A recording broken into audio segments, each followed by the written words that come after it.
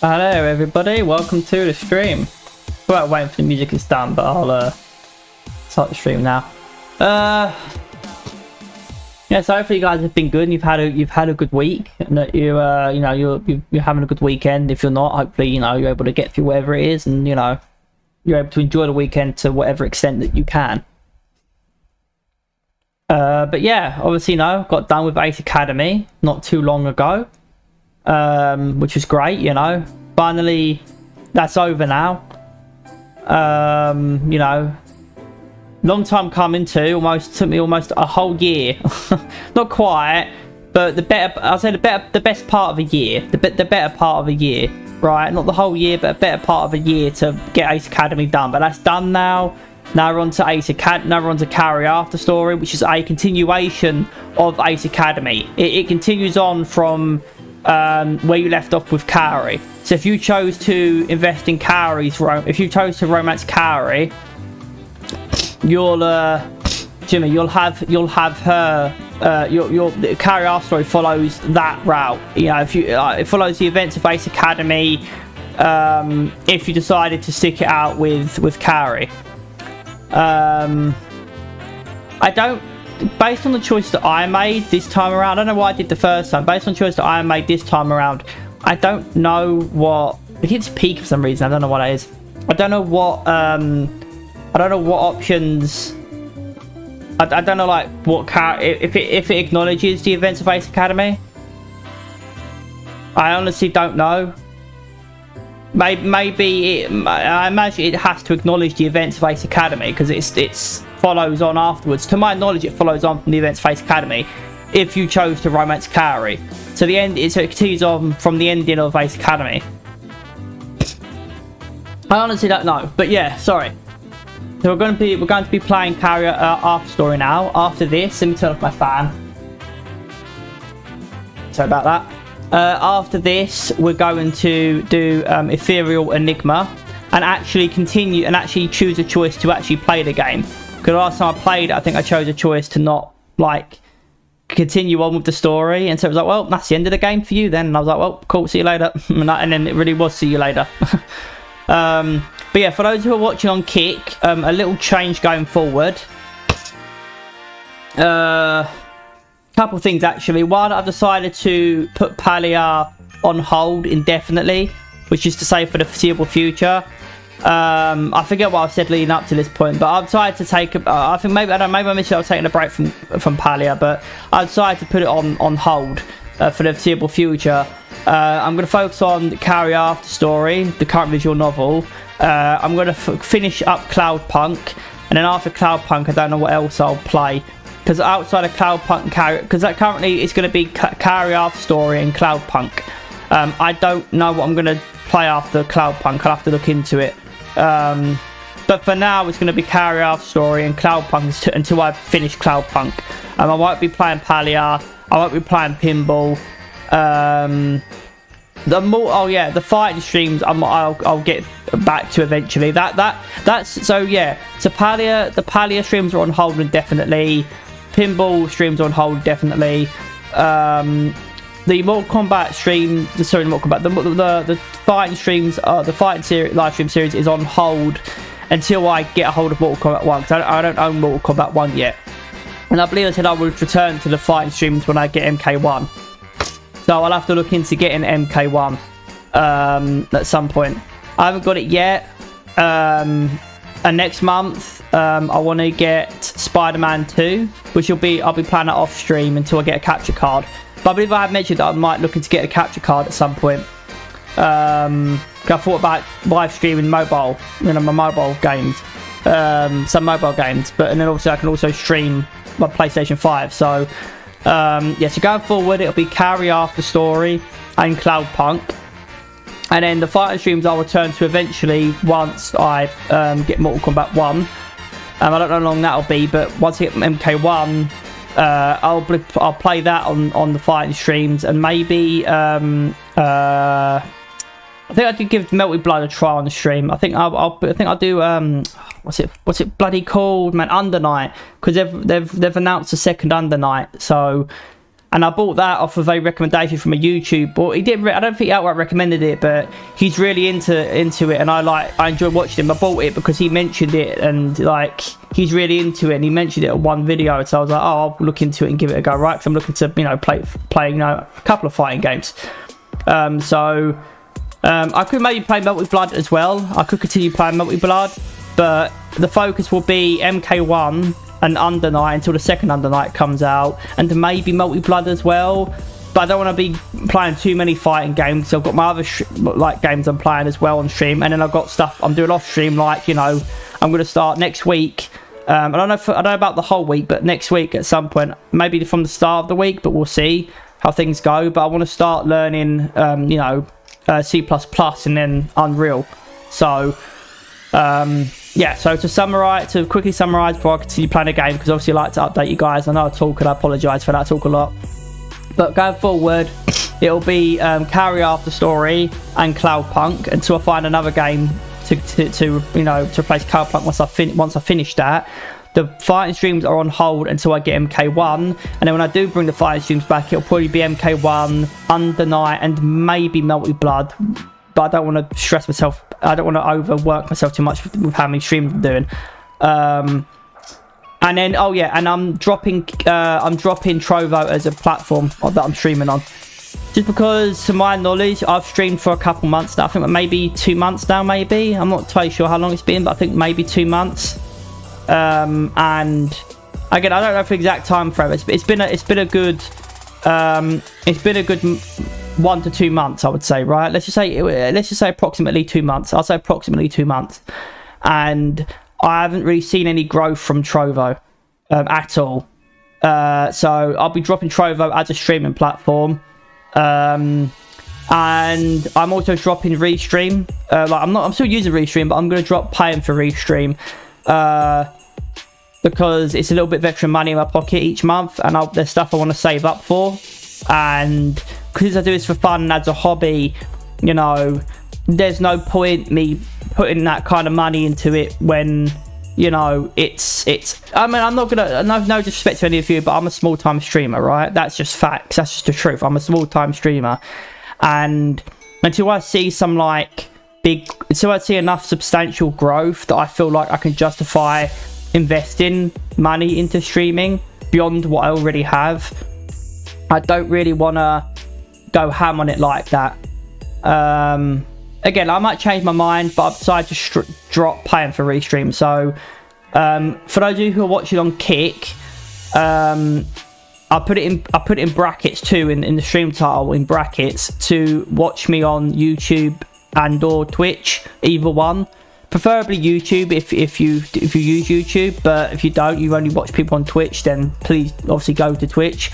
Because I might come back to Kick eventually if Twitch decides to be Twitch, because technically speaking, I'm not supposed to be multi-streaming if you stream on Twitch as well. Doesn't matter if you're an affiliate or a partner or just not a normal streamer. If you multi-stream and you're streaming actively on Twitch and other platforms at the same time, technically speaking, that's a no-no. So if Twitch decides to be, I mean, I've been streaming for, like I said, anywhere up to 2 months at this point, and a month or two, like I said, approximately 2 months. Twitch hasn't said anything yet, but on the off chance they do say something, please watch me on if they on the off chance that they do say something, I'll stream on YouTube and Kick. So for now, it's Kaori After Story and Cloudpunk, and once I complete Cloudpunk, I'll find another game to replace that, and then I'll eventually bring back the fighting streams once I get my MK1, and then at that point it'll be MK1. Under Night and maybe Melty Blood, we'll see. And then I'm streaming only on YouTube and Twitch going forward until Twitch decides, hey, you can't be multi-streaming. Then I'll do YouTube and Kick at that point. Sorry for the long-winded explanation there, but yeah, that should be everything. I think I've covered everything. I know I'm going on a huge rant here, but yeah, if you're on Kick, if you're watching me on Kick, please head over to my YouTube channel or my Twitch channel and watch me there going forward. If you decide that I'm worth watching, obviously. If you don't, then thank you for being here up to this point. But if you decide I'm worth watching, please go watch me on YouTube or Twitch. Preferably YouTube, but Twitch if not YouTube, as I won't be streaming on Kick and Trovo going forward. If Twitch decides to be Twitch and say no, you can't multi-stream, then it will be YouTube and Kick at that point.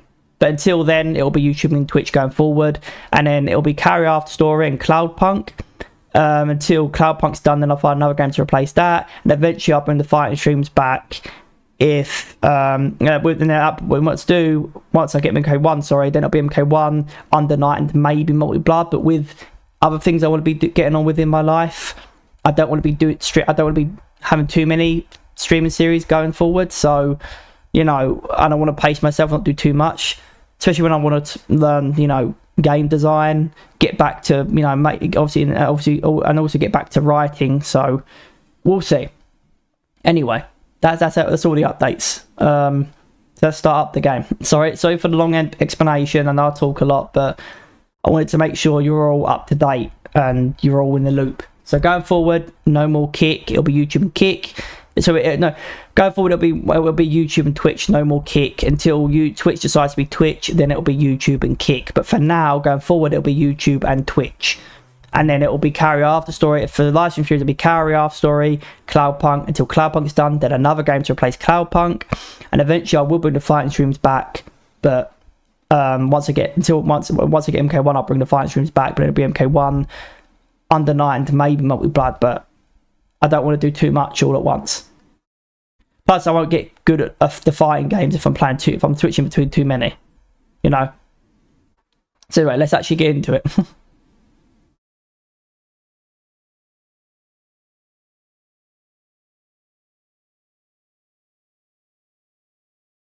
On this cold winter night, I can feel your hand in mine, and suddenly I'm sure that everything is alright.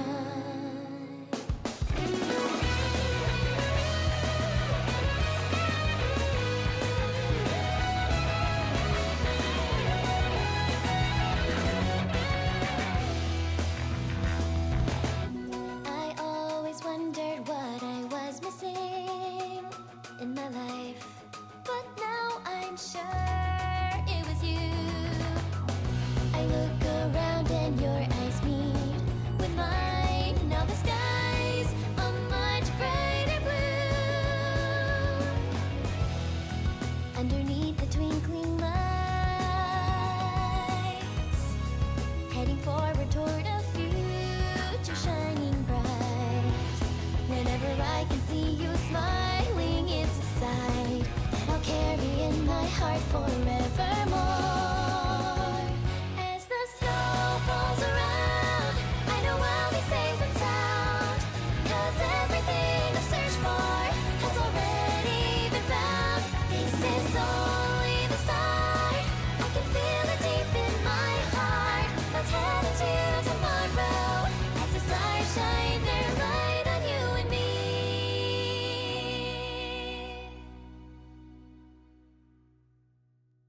I noticed that there when he was hugging her. That was like, oh, that's from the first game. I recognise that image. I made a clip of that moment too. But yes, Kaori after story. Here we go, finally. And just checking. Yep, played it before. Alright. No, I need to check. There we go. First name. Holy. Last name. Shot.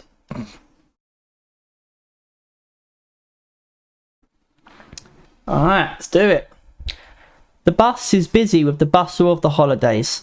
Families sit close together, wearing thick jackets and knitted hats. Some people have shopping bags or wrapped presents huddled in their arms.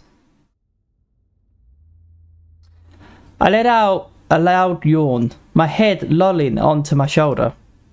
First it was a flight, then a train, and a bus, and now another bus. After all of this travel is wearing me out. I remember the conversation with my family before I left. All of us had been gathered in the kitchen discussing our plans for the holidays. A familiar memory plays in my mind. What a flashback. Oh, I'm so excited for Christmas. I just want to swim in the ocean. Aunt Yuki sighs dreamily. And bask underneath the sun. Do you think we'll see dolphins? Maybe even swim with them? Oh my gosh, that would be so amazing! Swimming with the dolphins? In winter? What are you guys talking about? Uncle Kato grins. We're discussing where we should go for Christmas. Yuki suggested someplace warm, like Hawaii.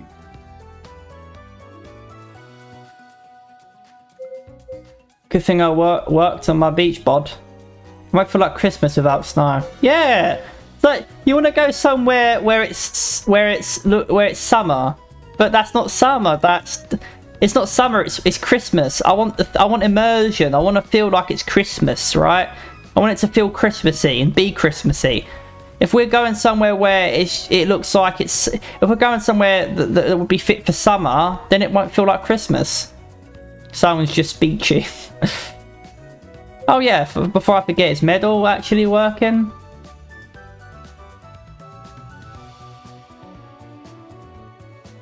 No.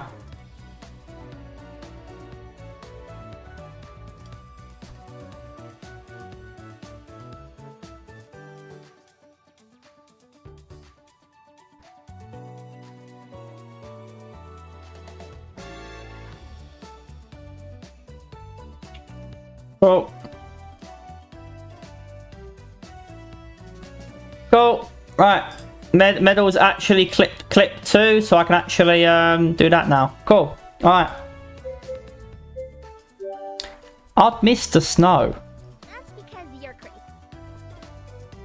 Christmas is supposed to have snow. They've literally made songs about it. You ever hear someone dreaming about a sandy Christmas?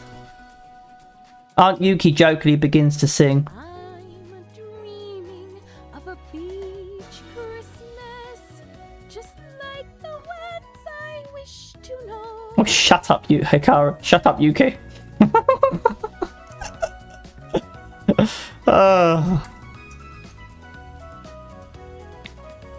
Uncle Kato joins in. Where No. beach boy bums go drink coconut rum. And the sun-kissed girls are all aglow. Nikki finishes with a flourish. Oh, well, I stand corrected. As fun as that sounds, though, I might not be able to join you all. Oh, no. You see, Kaori asked me to spend Christmas with her family. And you'd like to go, right? Yeah. Nikki gasps and bounces slightly in excitement. She scoots closer to me. Oh, meeting her family? That's a big step. She's right, you know. You have to go. I let out a relieved breath. Oh, I was hoping you guys would say that. You sure you won't be upset if I don't join you for Christmas this year? Aunt Yuki shakes her head. I'm sure we can manage without you. And if we can't, well, I hear there are a lot of cocktails on the beach. I feel like this It what? Oh yeah, because this is made with Unity, not RenPy, so it's not right click to bring up the menu. It's just hide and show. Right. Yeah, that makes sense. Yeah, I've got everything at max, so there's not really anything I can do about any of that. Maybe I can... No, because that messes with other things. I'll see how it is. Let me guys know if it's okay. If it isn't, then I'll adjust it. But hopefully it is okay. I mean, it sounds good on my end, but then I don't have it on minus 10 decibels. But let me know, because I've got it. I'll keep it at minus 10 because I don't want it to be too much. I don't want it to be too loud compared to me.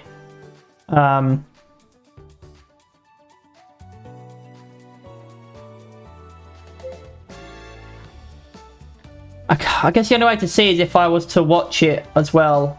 Hold on. Let me go on Twitch. I want to do my stream. Let me just mute it quickly.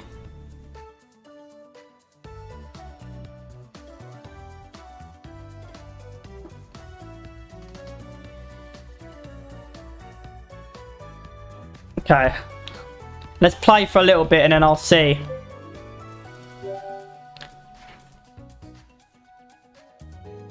Oh, whoopsie.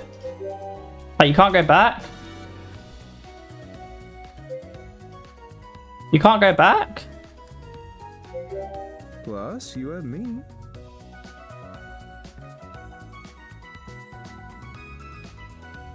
Yeah, it's definitely too low.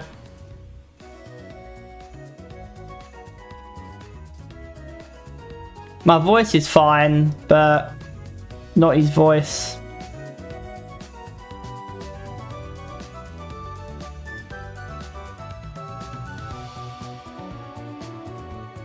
He gives her an affectionate squeeze. Aunt Yuki looks up at Uncle Kato with a wide smile. She leans her head against his shoulder. Yeah, you're now uninvited on this trip. Okay, let's just put it to 0 then, I guess. Alright, well, at least I know now. At least I know now. That was probably really low, but at least I've adjusted the volume now. So going forward, it'll be fine. But let's restart the stream. No, I'm kidding.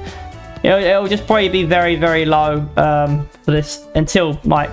I mean, we're not even that long into the game. We've only just started playing. We're, like, literally not 5 minutes in. So... yeah, we're literally 9 minutes into the game.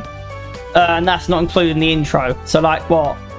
5 minutes into the game? So, at least I figured out that the volume was too low. And that's with... that's literally with it maxed out across the board. So, that sucks. There you go.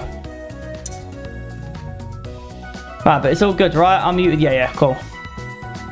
But more importantly, you were just asked to meet the parents. So what's the plan? Do you know what you're gonna say? Maybe volume mixer is another thing. Is it low on volume mixer? I don't know why it would be. I've never played this game on this PC before. No, it's...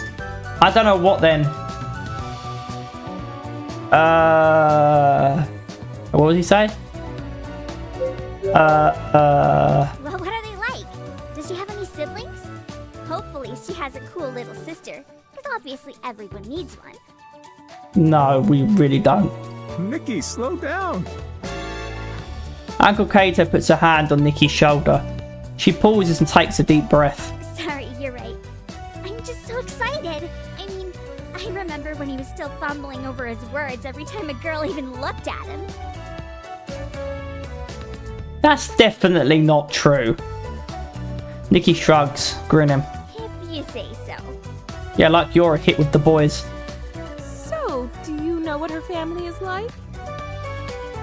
Not really. Kaori mentions she has sisters. Nikki's about to speak, but I continue. Older sisters, but that's it. What about presents? Did you get Kaori something nice? Oh, we aren't doing that this year. All three of them stare blankly at me. Then Nikki laughs. Sorry, I thought I heard you say you weren't buying your girlfriend a Christmas present. That's right. Nikki's drilling stare makes my confidence waver.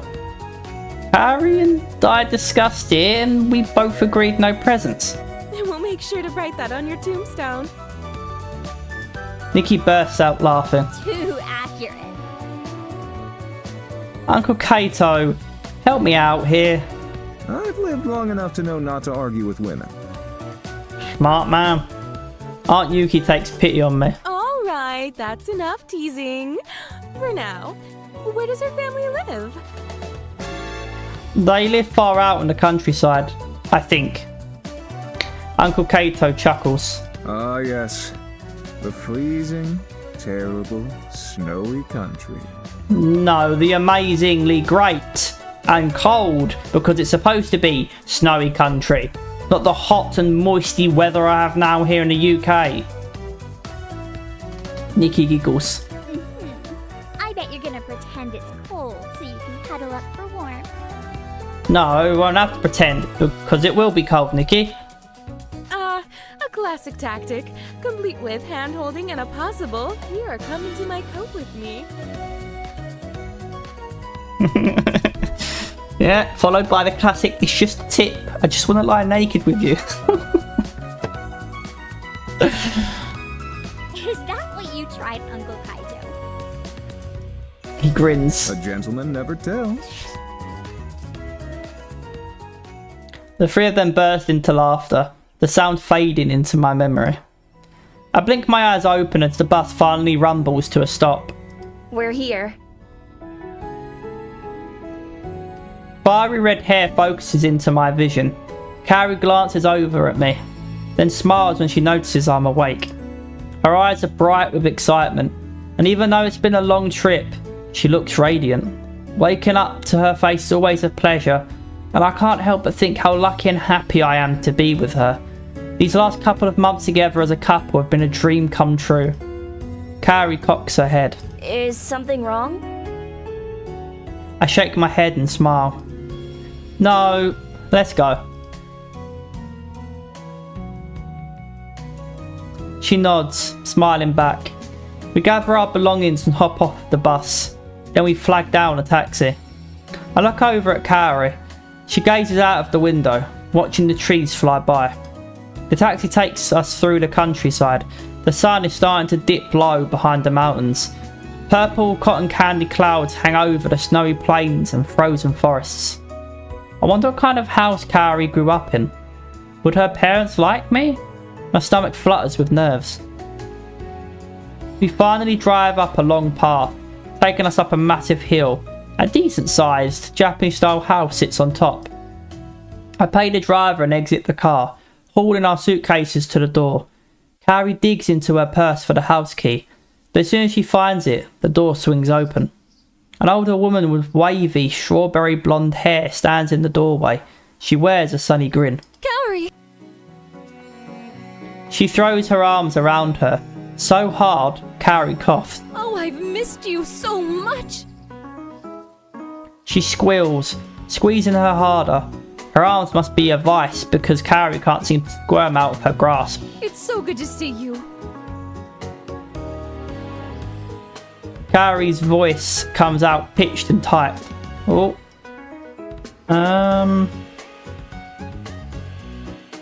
Sorry, trying to... What is going on with this?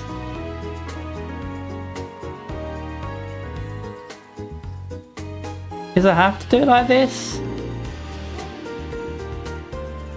It's annoying that it won't... Hold on. No, that's like that. And then... No, it has to be like that. That's so annoying! Oh, come on!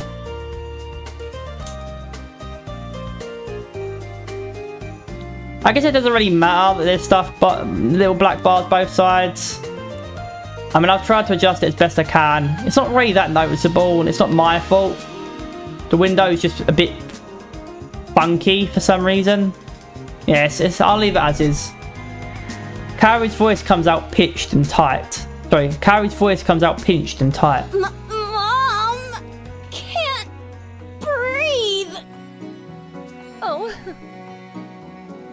She pulls away and smiles, sheepish. Sorry, dear.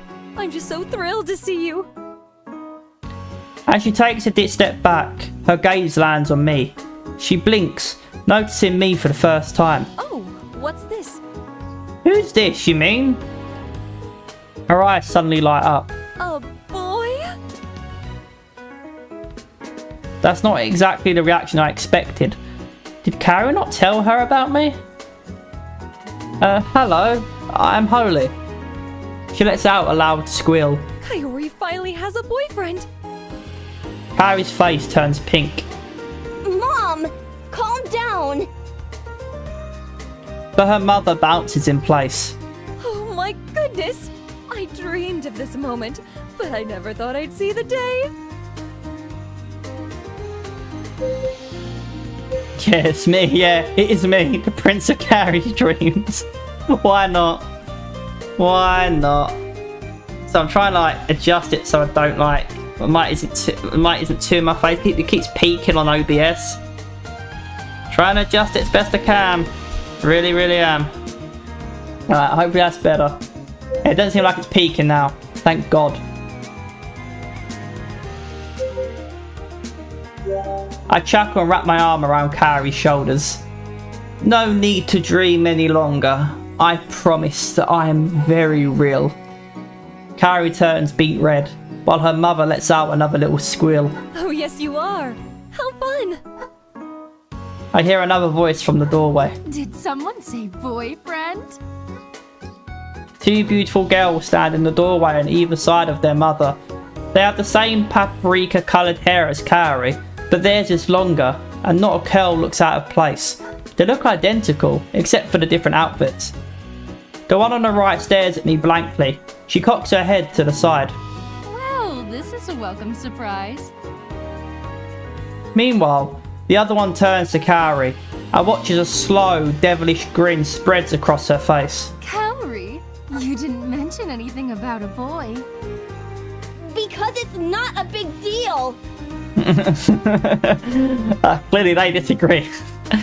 The other twin is still looking at me in silent wonder. She walks around and then pokes me gently on the arm. I can't believe it. He's actually real. Kaori frowns. Of course he's real. You two are being ridiculous.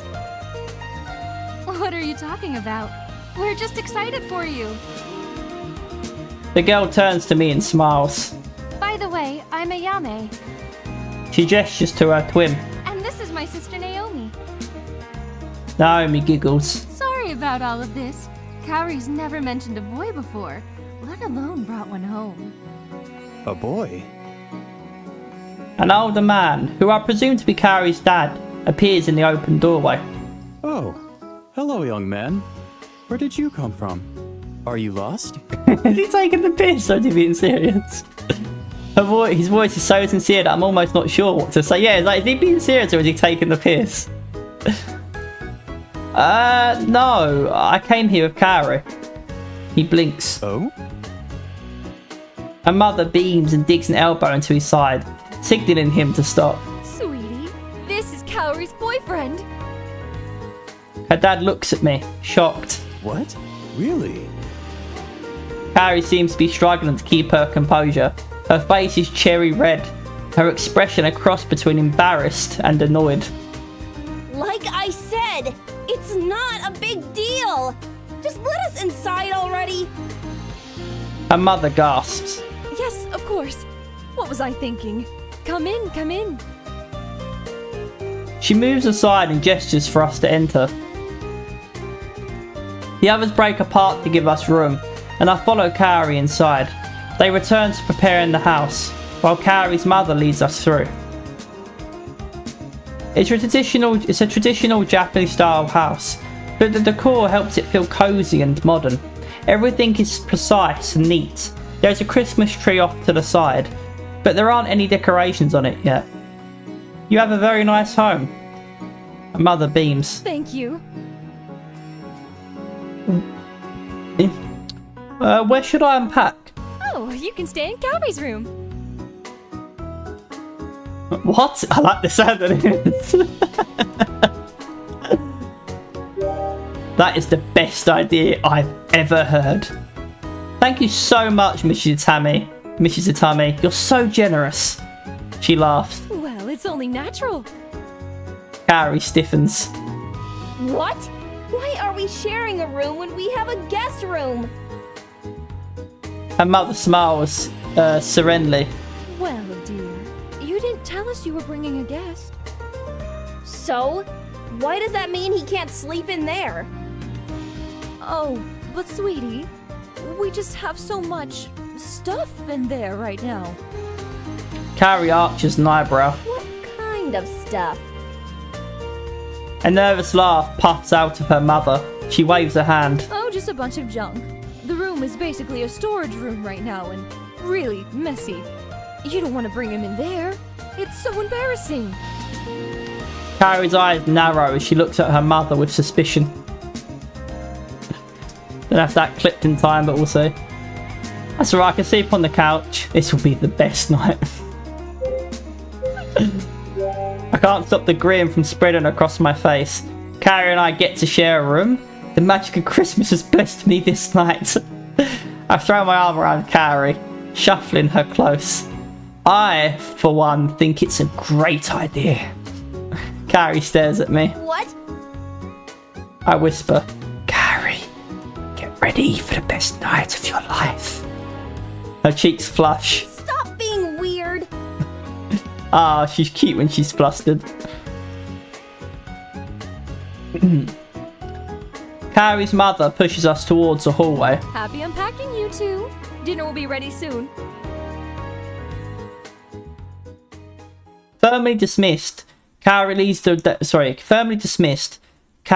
the way down the hall towards her room. I wonder what it'll be like. Sleek and modern? A bunch of mecha stuff everywhere? Anime posters, maybe? A moment later, she opens the door. The wall was a pastel pink. There's a large bed with a plush blanket, pink sheets and matching pillows. A white dresser sits off to the side. Her curtains are flowy and frilly. A pile of stuffed animals sit propped up on her bed. If I didn't know any better, I'd guess this was a little girl's room. I didn't expect Kaori's space to be so girly. It looks nice to me. Yeah, I guess all the flowers and stuff and that and the plushies and stuff, yeah. I can understand why you think that. It's like a Pokemon up in the top right there. Looks like a green Squirtle. A scuffed Squirtle, if you will. And off to the left, looks like whatever those creatures are called from Crystalline.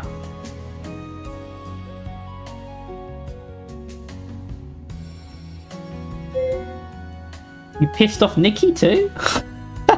As a reference to the first game. It's not what I was expecting. So is pink your favourite colour? I see Nikki pranked you too. Kaori blinks. Huh? I gesture to her room. This place is exactly like my bike when she got a hold of it. Kaori flushes. It's not the same. You're right. This is worse. Her blush deepens. Oh yeah? Then maybe next time I'll be the one who redecorates your bike. I immediately shut up. Kaori wheels her suitcase over to her dresser. She unzips it and starts unpacking her belongings, stuffing her clothes into her drawers. Where should I start unpacking my stuff? Kaori nods to the closet. It's fairly empty in there since I don't stay here much anymore. Feel free to hang up some of your stuff. Okay, thanks. I pull my suitcase to the other side of the room and start hanging up my clothes. I have a few jackets, some shirts, snow pants. It never hurts to be prepared, right? I'm in the middle of fishing out an extra pair of snow boots when... Hey, are you done yet? Wait, what? I turn around. Kaori zips up her suitcase and stuffs it under her bed. What? You're finished already? He raises an eyebrow. Yeah, aren't you? Glances over my shoulder and balks. How did you shove all that in there? You're just faster at unpacking. That's what she said. I start with a laugh, but Kaori notices. She narrows her eyes. What? I really shouldn't say it. If I value my life, I shouldn't say it. I like to live dangerously. You know it. Let's go. That's what she said. The words blow out of my mouth. Kaori's eyes widen and, as expected, her fist collides with my arm. Stop being a pervert! Kaori glances at the clothes I already hung up in her closet, and then at the massive pile of clothes still in my suitcase. She groans and face palms. Suddenly, Kaori's mum calls for us. Her voice is faint from the kitchen. Dinner is ready. Perfect timing. I follow Kaori into the kitchen. Our plates and drinks are already set out on the table with the rest of the family waiting for us. It looks like her mum made some kind of chicken and rice dish. As I start to dig in, I glance at Kaori's sisters again. There's something about Ayame and Naomi. I feel like I've seen them somewhere before. So, what do you guys do? Are you done with college? They nod. Yeah, we've been done with school for a while. We model and design fashion. That sounds awesome. That's probably why they seem familiar. I must have recognised them from a magazine or an ad. They share identical smirks. Thank you. Why don't you tell us about yourself? What do you like to do for fun? Kaori. Be with Kaori. Pilot gears. Chill with my friends and play video games. We got to embarrass her. So it's just too fun. I grin and slip my arm around Kaori, huddling her close to my side. I like to spend my time with Kaori. As long as I'm with her, I always have a good time. Now we'll be serious about it. Even though we're poking at her, right? You know, we're embarrassing her as we like to do, but we're also we're jokingly saying it, but at the same time we're being sincere. I like to spend my time with Kaori. As long as I'm with her, I always have a good time. Kaori blushes and squirms out of my grasp, but her mum lets out a dreamy sigh. Oh, that is so sweet. Naomi nods. I see. Naomi smirks. So, what are your intentions with our little sister anyway? Kaori glares at her. Now me? What? It's a good question. Her mother is practically bouncing in her seat. Yes, it's a great question. You too? I really like her. My sexy little boy. Oh my god, man. So many options in this game, man. Oh. We've got to say it. We've got to say it. We have to. Oh god. I'm going to hide the game real quick while I skip past all of these pages. Boy, oh boy. Alright, we'll settle on page 5, because that's an empty one. There we go. Oh. Yeah, there we go.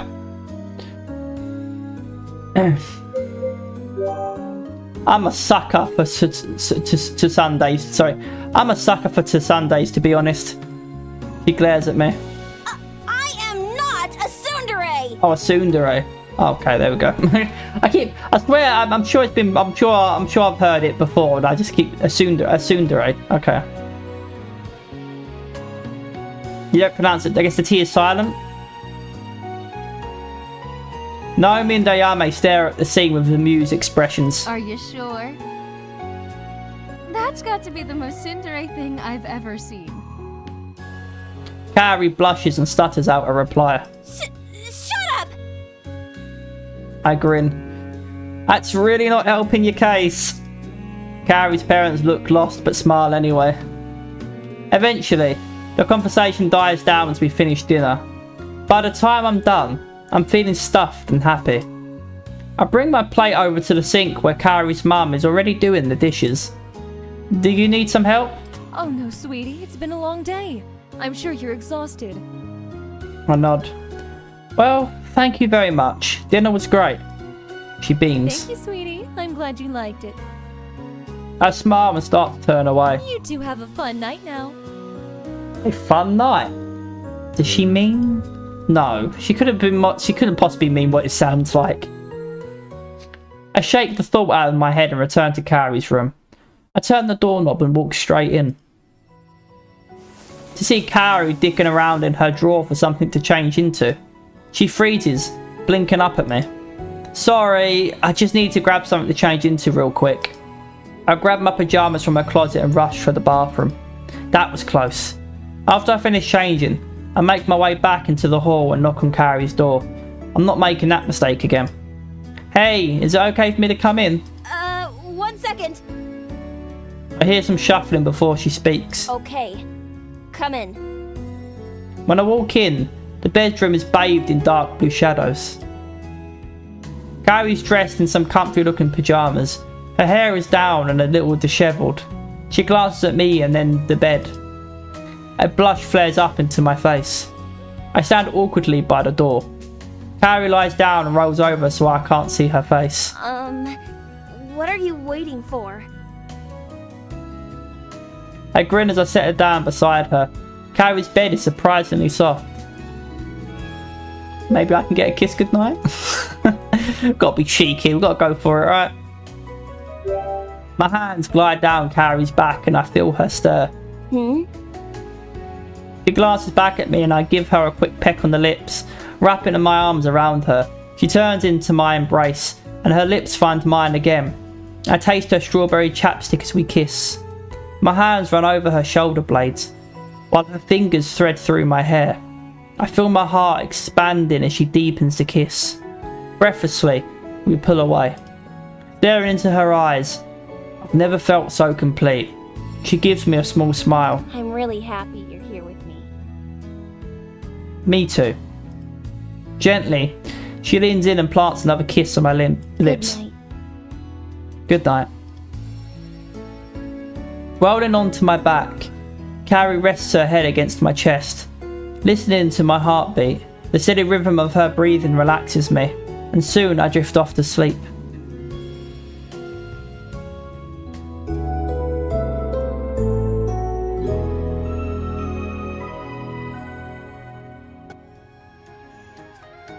The sun is bright and blinding, searing through Kaori's windows. I groan, blinking rapidly and check the time on my cell phone. My fingers brush it and it slips from my grasp, flopping loudly onto the floor. I groan through my teeth. Really? Guess this means I should get up anyway. Reluctantly, I tiptoe out of bed, careful not to wake Kaori. I remember from my physical education class that mornings are not her favourite. Still half asleep, I open the nearest drawer and search for some clothes. I pull out a blouse and a skirt. Wait a minute. Glancing down, I notice I'd accidentally opened one of Kaori's drawers. Shoot, I better close this before she notices. I carefully fold the clothes and put them back in the drawer, when something colourful underneath the blouse catches my eye. Gently peeling back the clothes, I discover that something colourful was wrapping paper. Anxiety curls in my gut. No way. Horror washes over me. We promised each other no gifts. What am I going to do? I need to get Kaori something for Christmas. But what? Kaori snuffles in her sleep. I freeze. Don't wake up. Don't wake up. She sighs and rolls over, facing the other way. I have to get out of here now. Doing my best to move as quickly and silently as possible, I throw on some clothes. Then, I tiptoe out of the room and shut the door softly behind me. When I make it downstairs, I find one of Kaori's sisters in the kitchen. She spots me and perks up. Good morning. Hey, morning. Okay, time to think of a plan. Grab my phone and start searching for a nearby mall. It looks like there is one not too far from here, but I don't have my bike. Maybe I could call a taxi? Ooh, do you need to do some shopping? Whoa! I flinch, almost dropping my phone. Naomi blinks and then giggles. Had she been leaning over my shoulder the whole time? Yeah. I need to grab some last minute things. Well, I'm going to the mall soon if you want to join me.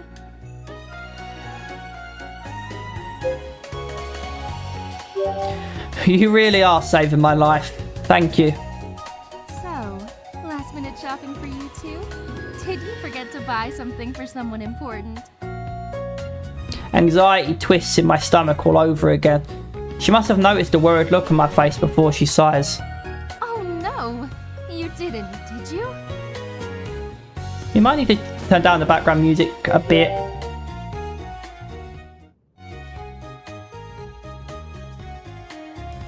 Maybe like that, just a little bit less than what the actual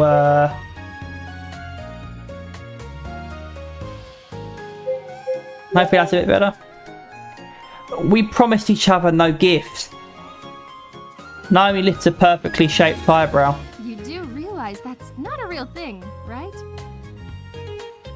Damn it, Nikki. Why does she always have to be right? No, she's not always right. It's just... Women like to think they're always right, but I would argue they're not. Okay? I stand by that. Women aren't always right. They're either right, or we as men can't be asked to argue with them, so we just drop it and they think they're right because we dropped it. Or we resign and give in, basically. But no, women aren't always right. In this case, she's right because she's a woman herself, right? She's a young woman, but she's still a woman herself. So, you know, obviously, I guess what Kaori meant by no gifts is she meant she doesn't want to make a big deal out of it. But she still does want a gift. She doesn't want to make a big deal out of it. Her pride basically got the better of her. She doesn't want to make a big deal out of getting a gift and seem vulnerable. But she does secretly want a gift, because if we don't get a gift, she won't feel like we care about her, right? So she doesn't want to make a big deal out of it, but she doesn't want to outright say she wants a gift either. Women be women, basically. Women be women. Sorry if that offends anybody, but women be women. This is coming from a man. You know, women be women. Naomi giggles. Don't worry, I won't say anything to Kaori. I think it's still too loud against her voice. I let out a breath of relief. Thanks. She nods. Let's get going. She grabs a set of car keys and throws her purse over her shoulder. I slip my shoes and coat on and follow her out of the door. When we arrive at the mall, I realise I've made a terrible mistake. The place is crawling with people. Christmas decorations light up the shops. There's a huge line of kids cutting through the centre of the mall, waiting in line to see someone dressed up as Santa. Apparently, we weren't the only ones who needed to get some last-minute shopping in. Well, I'll see you later then. What? You don't expect me to shop for your gift right in front of you, do you? That is a very good point. She must have noticed the gears turning in my head because she laughs again. Don't worry. When I get back, I'll make sure your gift for Kaori is good. I nod. Thanks. She waves and turns away. Now what? I glance around at the myriad of stores. Their storefronts light up with stringed lights, and bold posters advertise all of their sales, luring in customers. It's all a bit overwhelming, and I feel myself unconsciously dig out my phone. I could use some advice from someone who already has a girlfriend. After dialing the number, the phone only rings a few times before I hear his voice on the other end. Brosif, what's up? Sho, I need your help. Huh? Whoa, what's wrong? Kaori and I agreed not to get each other gifts for Christmas. But when I woke up this morning, I saw that she already had gotten me something. Sho laughed. Oh man, classic no gift, but you actually got a gift. You've been bamboozled! What? That's a classic? Of course! Everyone knows that when a girl says no presents, she actually means yes presents, but in secret. Why didn't she just say that? As I mean, I'm a simple guy, man. You gotta keep things simple with me. I don't like it when it's shoulda, coulda, woulda, tomato, tomato. I say this, but I really mean this. Like, just say what you mean. Just be transparent. Just say it up front. I hate that. I hate that shoulda, coulda, woulda bullshit, man. Maybe this is why I'm a loner. Everyone seems to know except me. Uh-huh. So, what should I get her? I need ideas. Good thing you called me. Whenever I struggle with thinking of gift ideas, I always go with this tried and true present. Everyone loves it without fail. Okay, this sounds promising. And what is it? He pauses, taking a deep breath. Dongos. My temple throbs with annoyance. No. Dongos. Show. Don't you finish that thought. A lengthy pause. Finally, I hear Show taking a deep breath. Yeah, I'm hanging up now.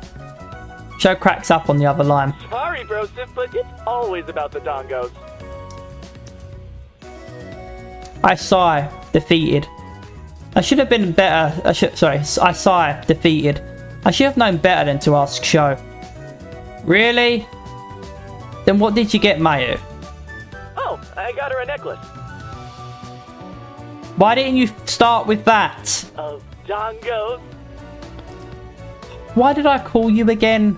Okay. Well, if dongos aren't what you're looking for, which is insane, I might add, then maybe you should get her jewelry or clothes or something.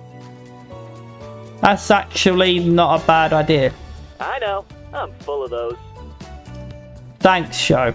No problem, Brosif. Let me know how it goes. I will.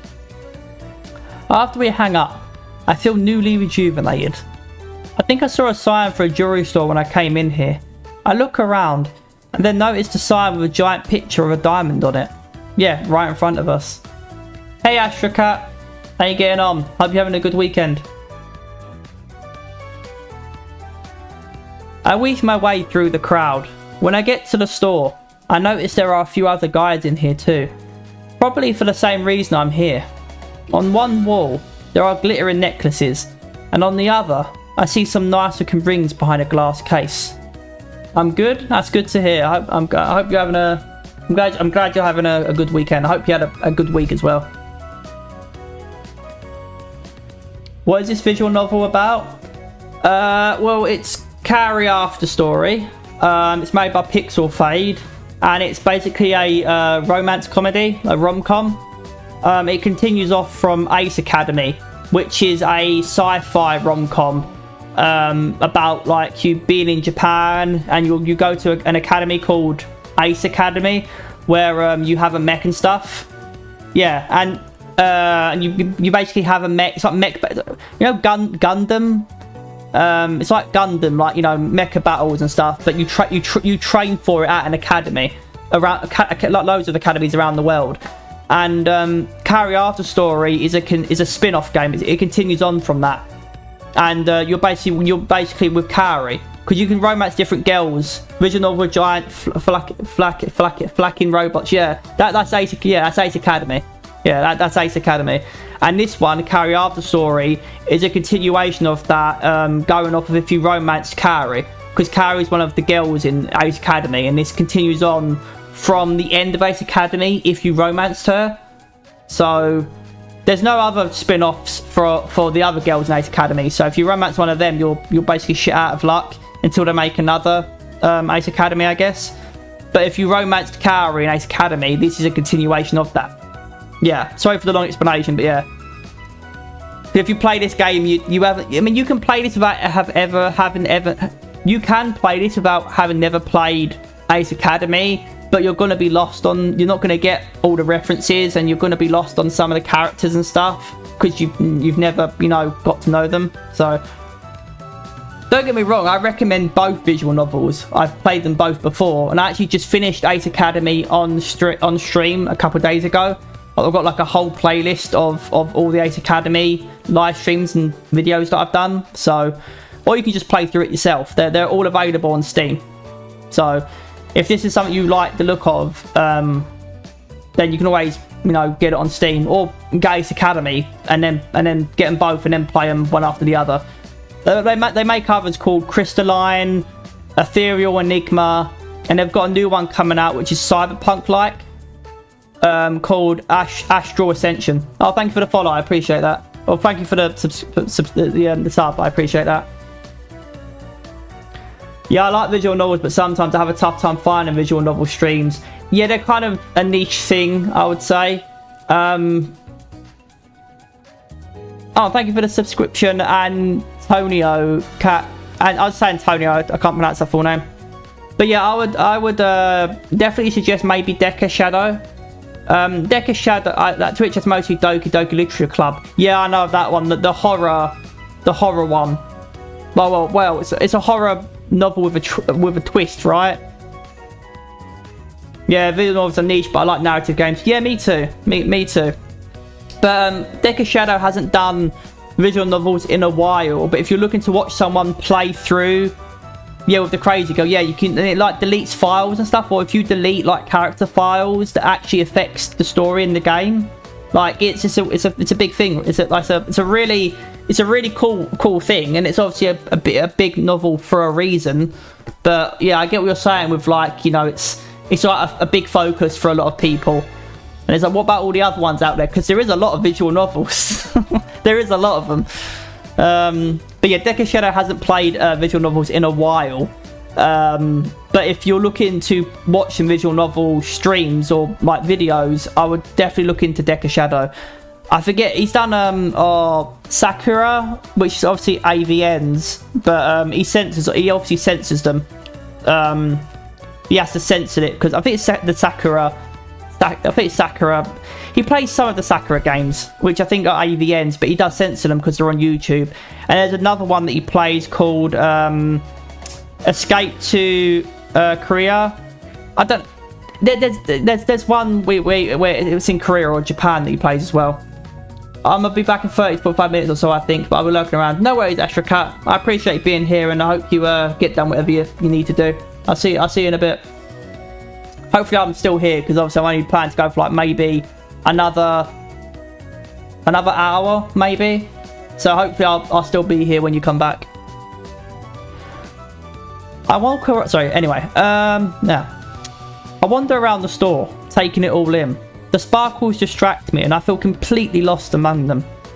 Behind the rings, I see a case of watches. It couldn't hurt to take a look there, right? Yeah, it's all good. I subbed. I'll be around. No worries. And I do appreciate it again. And Antonio, I appreciate that as well. Sub as well. Thank you. I begin to make my way over, but as I cross through the ring section, a young salesman approaches me. She has long black hair and a gentle smile. She gestures to the glass case. Hello, sir. Are you looking to get engaged? It's a little too early for that. Nice try, I'm taken. Why not? Let's joke around. I flash her a smile. I'm very flattered, but I'm taken. The girl blinks. Oh. A blush brightens her cheeks. She laughs uncomfortably and shakes her head. I'm sorry for the misunderstanding. I didn't mean with me. I meant, are you looking to get engaged to your significant other? Not at the moment. The sales girl smiles and nods. Of course, sir. Perhaps I can interest you in a selection of our promissory rings then. I blink. A promissory ring? What's that? Her smile broadens, clearly pleased by my interest. Oh, they're very common among young couples. If marriage is a bit too soon or the timing isn't quite right, a promissory ring is a great alternative. Oh, so it's like a personified promise, basically. Like, you know, this is like when you well, can't you just get her? Why can't you? I thought that's just some made up shit, man. Just to get more money out of people. Why can't you just give her a wedding? I guess you don't want to propose, right? The idea of actually saying, will you marry me? Right? Because if you give her a wedding ring, you're proposing, right? Whereas this isn't a proposal. This is a promise that one day I will propose. Right? It's like wearing a necklace with your lover's name on it. Right? It lets people know that you're taken, right? It's like, you know, this is this person. You know, this is you know, and obviously you wearing it around your neck means it's close to your heart, right? And a ring is like it's like that version. It's like that kind of necklace, but as a ring. It's a promise to stay faithful to that person. So whenever they look at that ring, they can think of you and know that you're with them, and you know, it's such a strong bond that you won't break it. I get the idea of it, and I can respect it, but I just feel like someone made it up to get more money out of people. It's a wedding ring, but not a wedding ring, right? It's a way for couples to make a promise to each other. What that promise may be is very personal and varies among relationships. But at the core of it, a promissory ring is, well, a promise of devotion. Sounds like a sales pitch. Over here we have... As she begins to lead me away, a man's voice calls out from the back of the store. The store owner motions her to come over. Be right there. Looking slightly annoyed, she politely excuses herself and turns away. That sounded interesting, but it's not exactly what I want to get Kaori for Christmas. I continue looking around when I spot Naomi coming my way. So, did you buy something yet? You're back already? That was fast. She winks. I already knew the perfect gift. Putting a hand on her hip, she looks around. This is a good place to start. What were you thinking of getting my little sister? Classic pairing, flowers and chocolate. A dress, a watch, bracelet, earrings, necklace. I feel like a necklace. I feel like maybe a bracelet with a message on it. Maybe if you can get that. I won't be able to go back and change this choice, so it's a little annoying. But I would want to get her a bracelet with like a promise that I'll always be with you. No matter what, I'll always be by your side. No matter what, I'll always be there for you. With my signature. You know, it's like that's me signing it to say that I promise this. This is a contractual obligation that I've made, you know, to myself to always be with you no matter what, to be there for you, you know.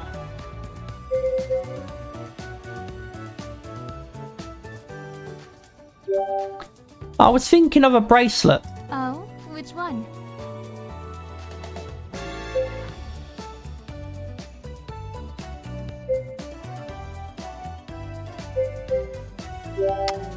I show Naomi a rose gold bracelet. It's simple and delicate. Do you think she'd like it? Naomi smiles as she gently inspects it. She'll love it. In fact, I'm kind of jealous. I'm glad. The saleswoman wraps up the present for me after it is paid for. Have a nice day. Thanks.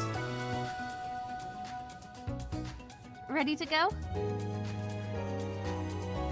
Yeah, let's head back. We make our way back into the parking lot. The drive home is pretty smooth. Naomi tells me a bit more about what she does for a living on the way back. It's cool to learn more about her. By the time we're back, Kaori's standing in the living room. Oh, there you are.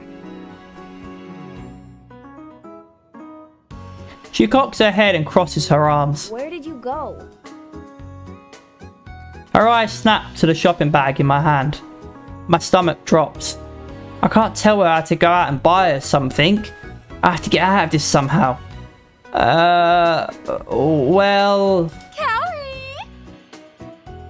Kaori flinches in surprise. Huh? Naomi spreads her arms wide and throws them around her sister, squeezing her tightly. My little sister! I've missed you so much! What? Her face turns a slight shade of pink. Get off me! She struggles, but Naomi latches on even tighter and giggles. Riri, you're just the cutest! I thought we agreed never to use that name again. Oh, I'm using that one. Oh man, the embarrassing nickname just started to appear. I hold back from grinning. Kaori struggles and fights even harder, but Naomi whirls her around so Kaori's back is facing me. She winks, motioning me for me to go to hide the gift. I make a quick dash for Kaori's bedroom and hide her present in my suitcase. Then I run back out to the living room. I was given I didn't get a bracelet because she already got a necklace. When I return, Naomi is still holding Kaori as tight as a vice. Let go of me! Naomi smiles playfully, rubbing her cheek against Kaori like a snuggly kitten. Nope, I'll never, ever, ever. She glances up at me from over the top of Kaori's head. On second thought, okay. And abruptly releases her. Kaori yelps and trips. She catches herself at the last minute, whirling to face the twin. What the heck was that? Naomi laughs and shrugs. I was just so overwhelmed with love and affection. Kaori huffs, brushing herself off. Naomi pouts. How could could you be so cold to your loving older sister? That's not it at all. Naomi pretends to sniffle. Luckily, Kaori's mum floats into the room, smiling brightly. Lunch is ready. Naomi instantly brightens up. Ooh, I'm starving. Kaori glares at her suspiciously. Together, we head into the kitchen. Ayame and Kaori's father joins us for a delicious meal. Is it Ayame or Ayame? I'll say Ayame. Ayame and Naomi continue to tease Kaori. They seem to enjoy sparking a rise out of her. Her mother is more focused on getting to know me, talking a million miles a minute. Kaori's father is more quiet, but he smiles and chimes in once in a while. After lunch, her father disappears into the garage. A few minutes later, he comes back hauling a giant crate. Kaori's mum beams. Oh, thank you for getting that, dear. He grins back, a dark pink in the face. He grins back, a little pink in the face. What's that for? These are the rest of the decorations. We're about to set them up. Yes, it just wouldn't be Christmas without the decorations. Kaori nods and stands up. Start? Oh no, not you two. She giggles and waves her hands. You two can go and spend some time together. The twins nod. Yeah, we can handle this. Oh, we don't mind helping. Sure. But the rest of the family protests. No! No! No! Her father looks at the rest of his family in surprise, then chuckles. Before we can even begin to insist, Kaori's mum and sisters have started shoving us out of the kitchen. Go be cute. What? Hey! The twins grab our coats and hats as they usher us out. Just have a sweet and romantic time. Why do you guys have to act so weird all the time? They're just trying to be they're just trying to be wingmen and wing women. Okay, they're just trying to have our backs, Kaori. All right.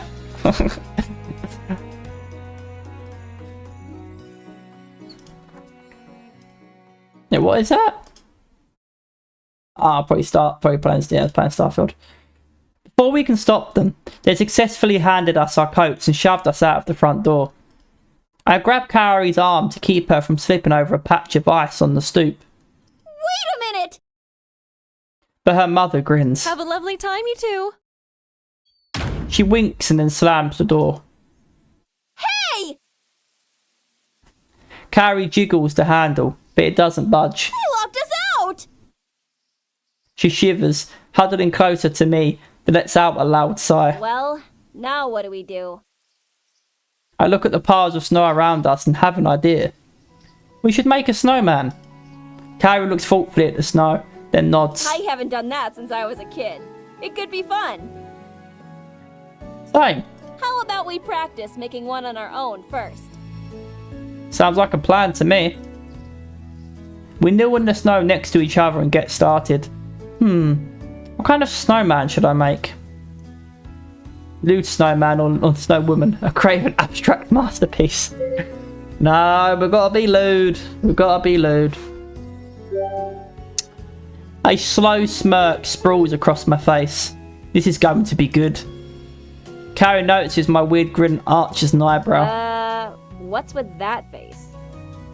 Nothing. She doesn't look convinced, but she goes back to work. I'm quicker than Kaori is. I'm quicker than Kaori is. I roll up 3 balls and place them on top of each other.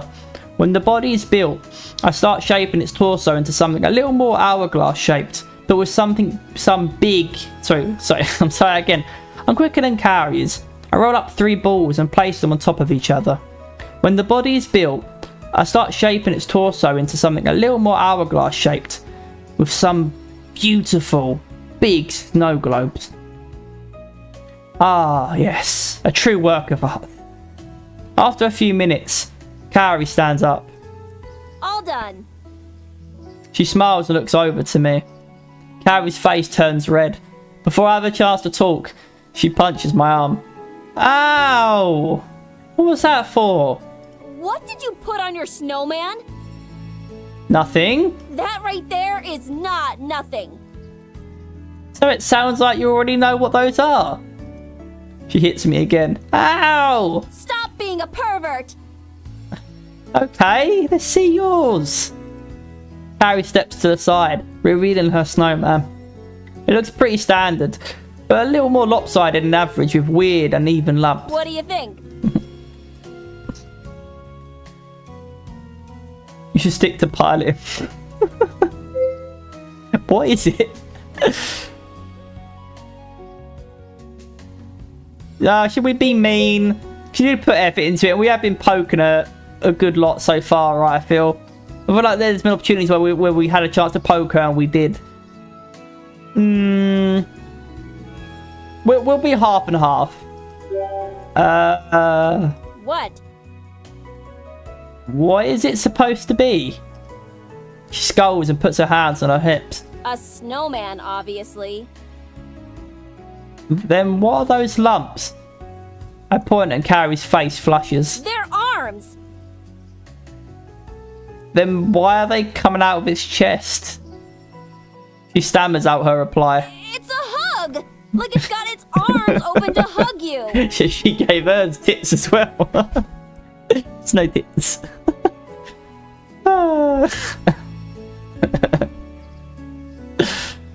Maybe that could be a sister channel to Linus Tech Tips. Linus Snow Tits.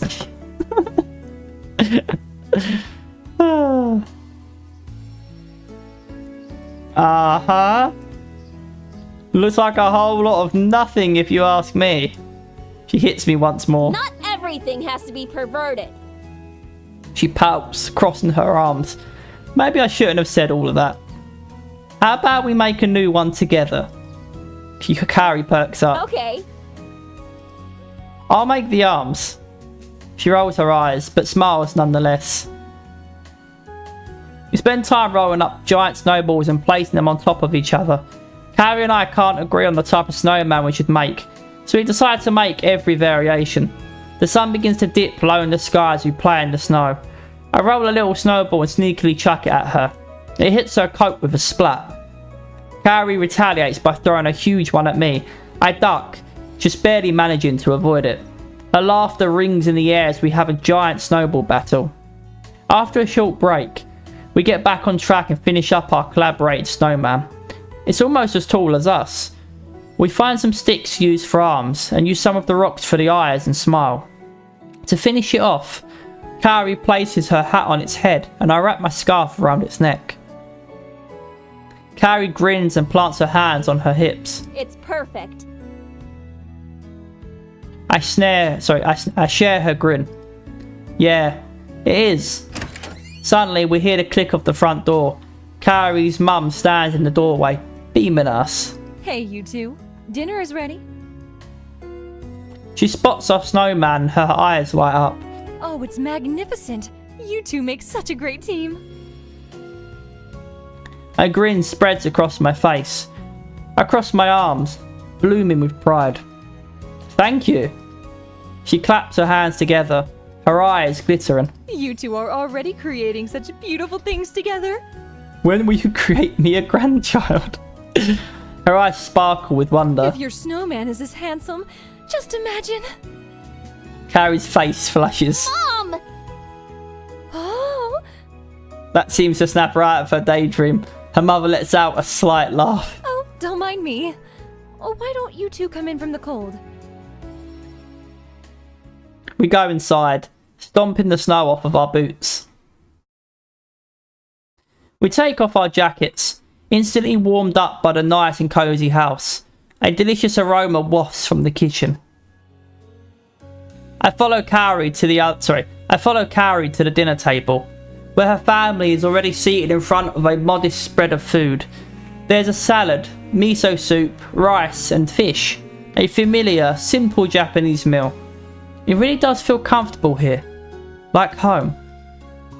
We sit down at the table and begin eating. The twins and her mother are talking about fashion, and Kaori chimes in every now and then with her thoughts. Their father listens quietly, but I can tell it's not a topic he's very interested in. I didn't realise how hungry I was, but I ate everything on the table. I ate everything on the plate. I guess making these snowmen was more work than I thought. Kaori's dad chuckles. Looks like you worked up quite an appetite out there. Please, feel free to help yourself if you'd like more. Thanks. I take him up on his offer and help myself to more food. We were making snowmen. He grins. And how did Kaori's look? Kaori's? I hesitate, and he laughs. That sounds about right. Kaori's talented in many ways, but she always struggled in art. Really? He nods. When she was in preschool, she drew me a picture of an elephant, and I thought she made a hand turkey. She was really upset when I couldn't guess what it was. Of course, I'm sure she's improved a lot since then. I'm reminded of a snowman and grin to myself. That might be debatable. What else did she make you? Her father shares more stories about Kaori's childhood. He seems really excited to be able to talk about his daughter. I can tell that he cares for her a lot. Once we finish up dinner, we take a moment to relax and digest. Kaori glances at her sister pouring herself a glass of something. What's that? Excuse me, Bummy. Naomi grins, zipping the drink. My company gifted this to me. You should try it. It's good. Kaori glances at the label of the bottle, but it's all written in a foreign language. It looks Danish or Dutch. Seriously, it's good. Try it. Ayame drinks from her own glass and nods. Well, okay. He pours a glass and downs the liquid in one gulp. Naomi's eyes glitter mischievously. Ayame smiles, but looks a little worried. Be careful, Kaori. Don't overdo it. Kaori lets out a breath and seems surprised. It's not that bad. She suddenly bounces with a high-pitched little hiccup. Everyone bursts out Are laughing. you sure you can handle it? Kaori nods confidently, picking up her glass again. Whatever that is, it must be strong. I take a whiff of the bottle and feel the sting in my nose. Definitely strong. As Kaori starts drinking again, her mother pours herself a glass. Ayame turns to me. What about you? Do you want to try it?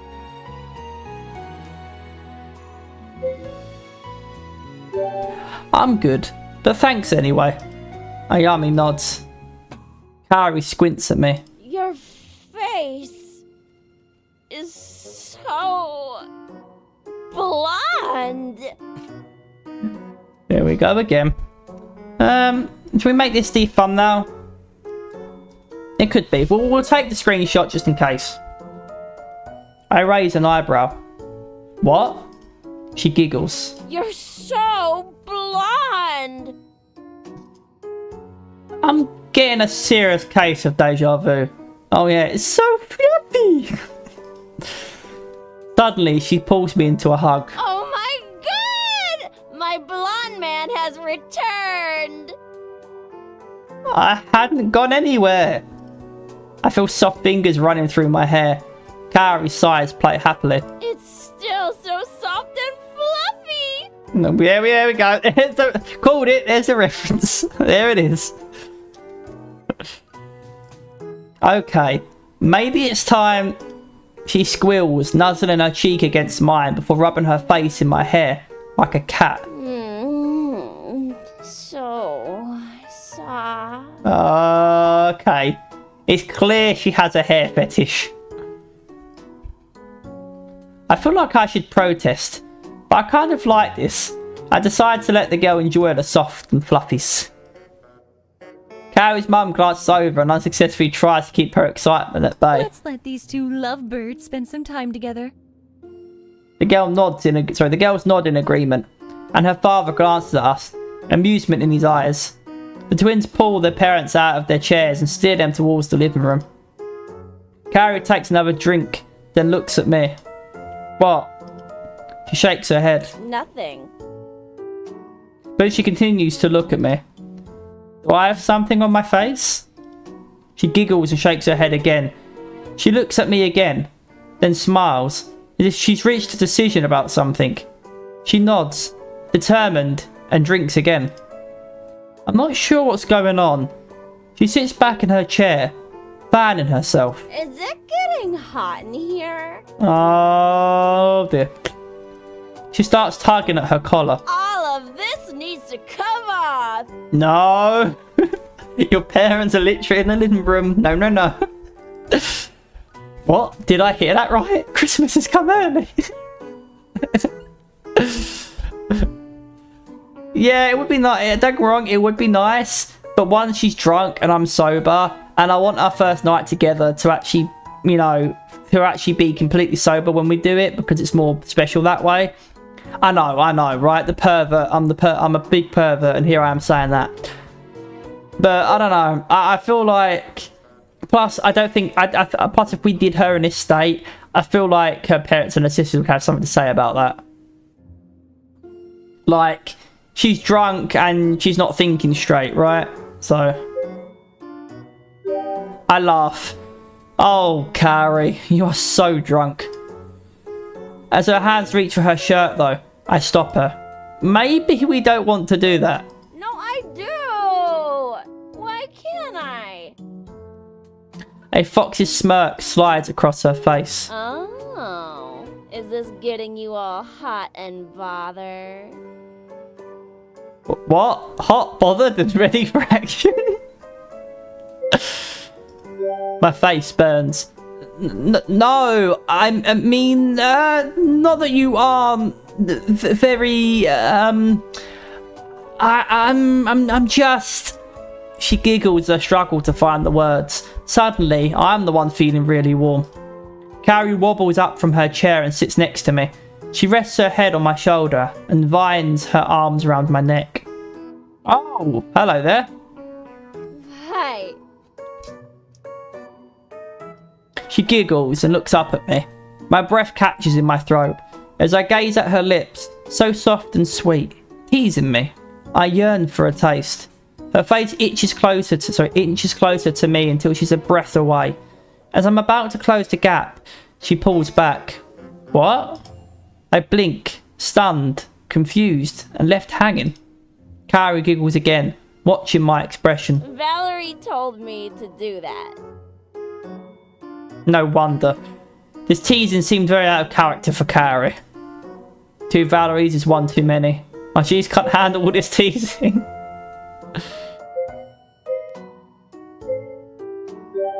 You don't need to ask Valerie for advice. I like just the way you are. Aww. She squeezes me in a big hug before pulling away. Kaori's smile starts to fall as she lets out a loud yawn. Getting sleepy? She frowns. No, I am wide awake. I raise an eyebrow. Really? You're awake? Yes. Wide awake? Yup. Then do you care to explain why your head is on my shoulder? Kaori, who had been leaning on me, suddenly jerks back. She blinks rapidly before pinning her stare on me, squinting. Why are there like 2 of you? I smile and stand up, holding my arm around her waist. Let's go to bed. She lets out another loud yawn. As we head back to her room, we hear the others turn the TV off. They must be getting ready to go to bed soon too. As soon as Kaori hits the mattress, she rolls over and cuddles a pillow. I plop down beside her, rubbing my eyes. With a full and warm belly, I barely have no trouble falling into a deep sleep.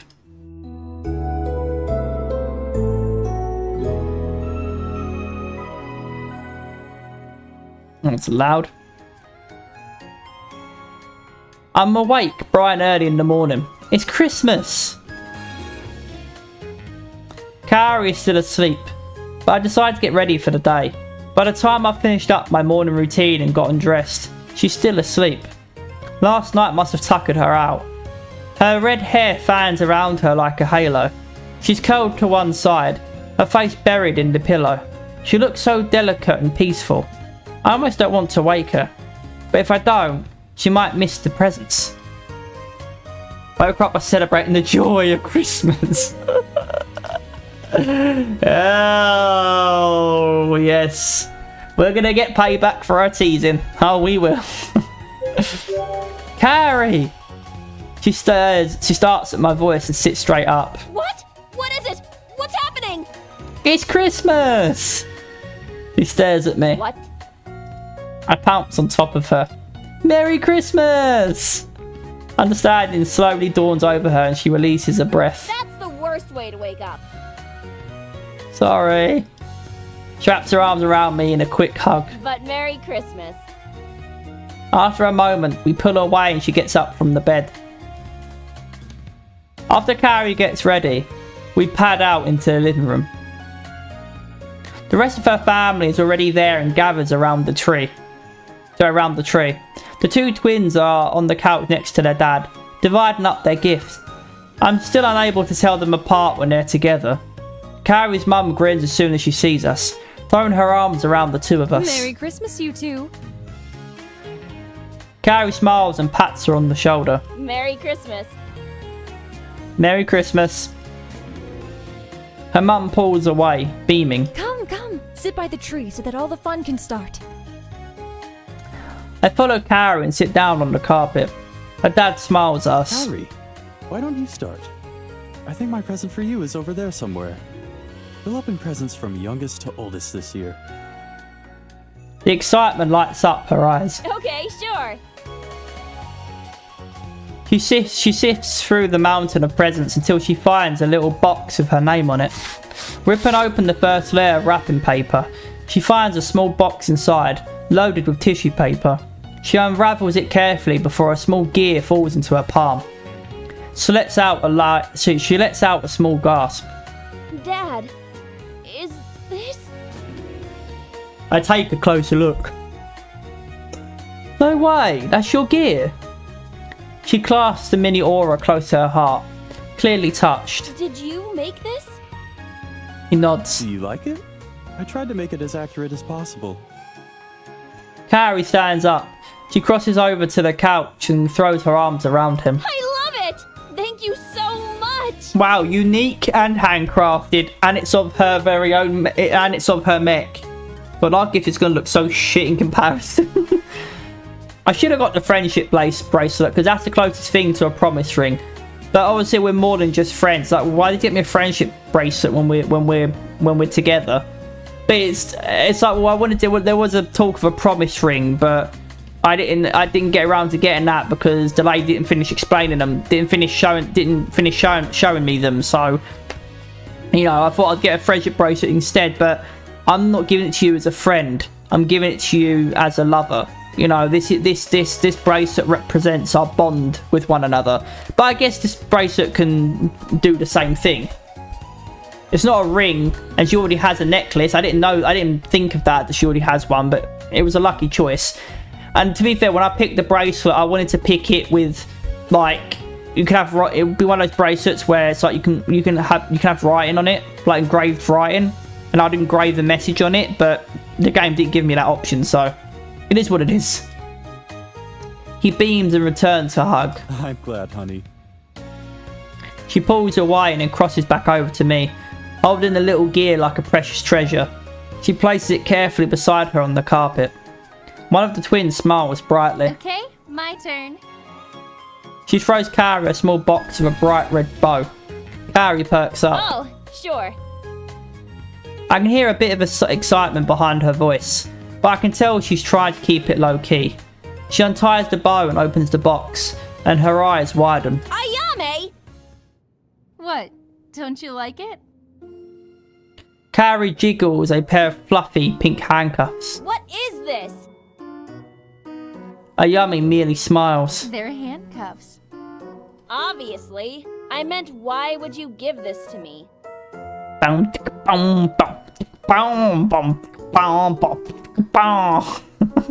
Let me show you. I know this isn't that kind of game. I know. Boy, do I know.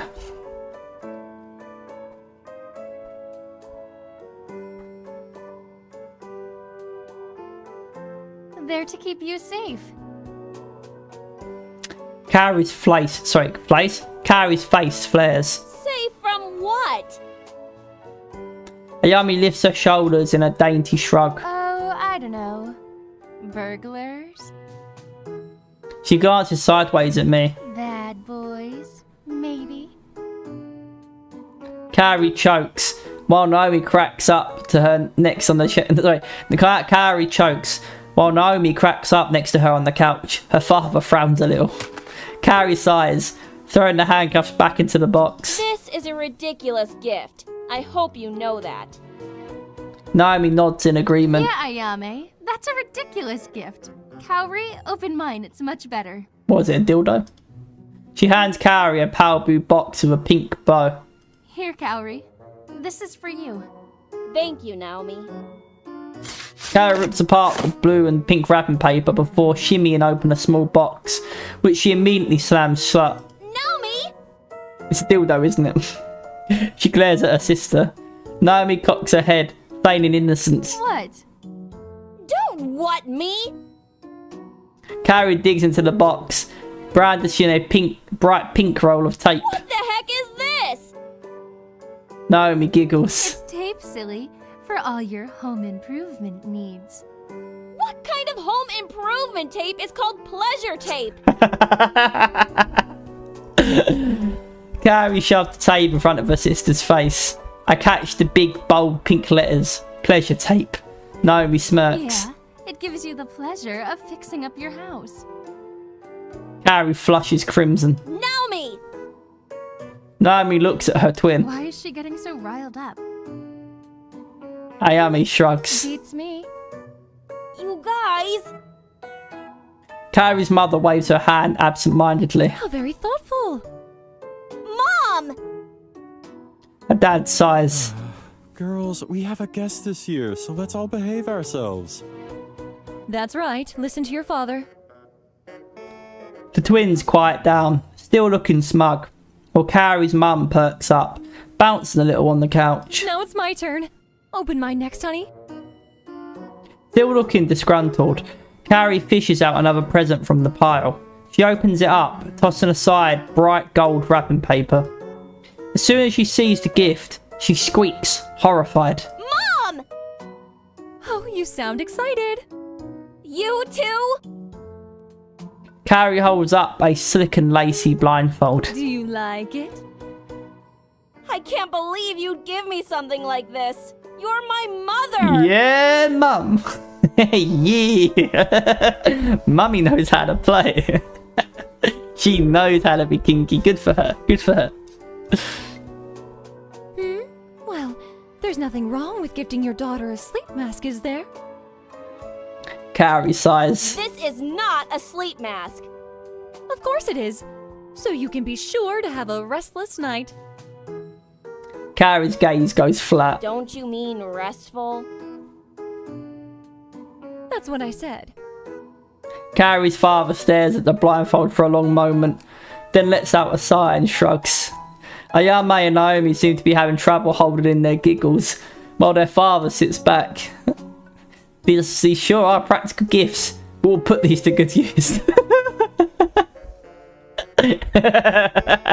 Hey, someone's got to be grateful for them. You know, waste not, what not, right? A family after my own heart. My mouth twists into a smirk. Thank you, everyone, from the bottom of my heart. I promise you, we will use your gifts wisely. No, we won't! Naomi grins. Surprise! We have a gift for you too. I match her grin and feign surprise. Oh, me? She nods. A grin spreads across my face. I can't wait to see what practical gift they got me. I am looking forward to this. She hands me a small present which I eagerly accept. I open it up to reveal a silver watch. It's beautifully crafted. There is a built-in compass inside along with the date. Whoa, is this a Gearling watch? They're the original watches that the first Gear pilots wore and have been sought after ever since. All the professionals want Gearlings as they are both stylish and functional and quite expensive.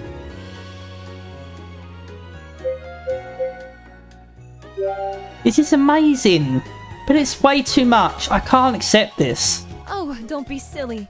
It's from all of us. I feel the air I'm thickening. glad you like it.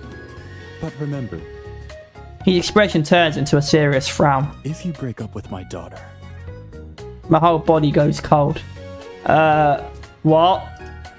His stare hardens and I gulp. Then he breaks into a smile, the mirth returning to his eyes. nothing at all, young man. I let out a breath I'd been holding. That was scary. I look around, but it doesn't seem like anyone else heard that. Did I just imagine him saying that? He could be joking, he could be serious. It is her father after all, so. Kaori tugs at my sleeve, snapping me out of my thoughts. I can tell she's trying to seem casual, but there's an air of nervousness around her. Her eyes are hopeful, even though she's avoiding my stare. So, just wondering, you didn't get me anything, did you? Not like I care since we decided not to. Nope. No, I didn't get you anything. Oh. Kaori frowns, but I don't really feel the sadness in it. That's okay. I mean, you didn't have to. I didn't? He pouts. Just kidding. Her face flushes pink. Wait, really? I nod. I walk around to the back of the Christmas tree where I had hid Kaori's present. As soon as I find it, I hand it to her with a grin. Merry Christmas. Her smile broadens as she takes the present. She unravels the bow on the tape and then rips apart the wrapping paper. Kaori's eyes light up. Aw, this is beautiful! She holds up the jewellery. It sparkles against the Christmas lights. She beams, throwing her arms around me. Thank you so much! My face spreads into a genuine grin. Do you really like it? She plants a quick kiss on my cheek. I love it. Her face turns warm with a bright, happy blush. Score. Kaori's mum and howl sharply. Oh, how sweet. Don't you think so? She shakes her husband's arm and he nods. Kaori takes a moment to recompose, then shoots me a shy smile. I bought you a gift too. I try to act genuinely surprised. Oh, really? She pulls out a present hidden underneath the tree. I open it up, revealing a really nice leather jacket. It's black with orange and white stripes, just like my bike back home. The cut is sleek, and even though it's leather, it feels light and sturdy. This is definitely a custom make. Kaori went all out this year. Oh, wow. Kaori grins. I know you really like your bike, so I wanted to get you a jacket.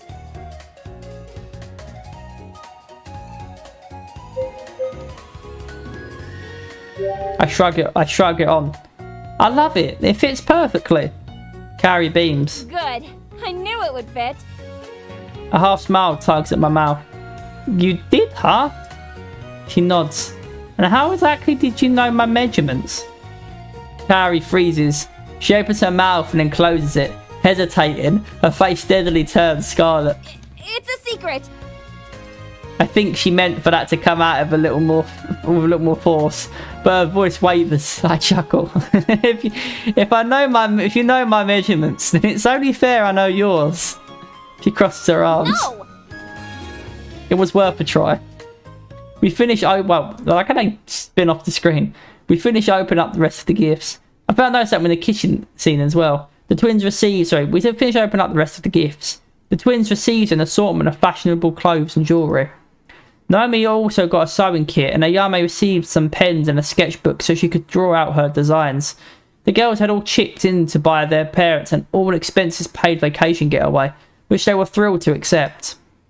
When we thought the present exchange was over, the twins and their mum surprised Kaori with even more gifts. Ayame gave her a charm bracelet she designed herself. Hey! So my bracelet don't mean shit now. She designed the bracelet herself, so it's custom designed by her. You know? That's why I wanted to get a bracelet with an engraving on it. Yeah, it's a generic bracelet, but the message that's engraved on it is like a promise that I'm making to her, right? And I said with a little signature to say that this is my solemn promise to you. So whenever she looks at the bracelet and reads that message, she knows, you know, that it's from me and how much it means and how much my heart is in that message to her, you know? That would have been nice, but I didn't get to do that. You know, and she's now got another, so she's got two bracelets, I guess. One from me, she can wear one on both wrists, I guess. But come on, man. Really, Ayame? You gotta cuck me like that? Come on. While Naomi gifted her a new set of workout clothes from her latest line of athleisure wear, Kaori's mum gave her a new yoga mat. Afterwards, we all sat at the table and enjoyed a delicious breakfast. I still had the jacket on me while at breakfast. I could tell it made Kaori happy to see me wearing it, so I kept it on. Ayame eyed it, then seemed to remember something. Hey, I remember when you had a little leather jacket, Kaori. The pink one with the stars and the teddy bears on it. Alright, we've almost been going for 2 hours, so I think I'll go for like 10-15 minutes more and then I'll call it. I need to close my window, I think, maybe. Hold on.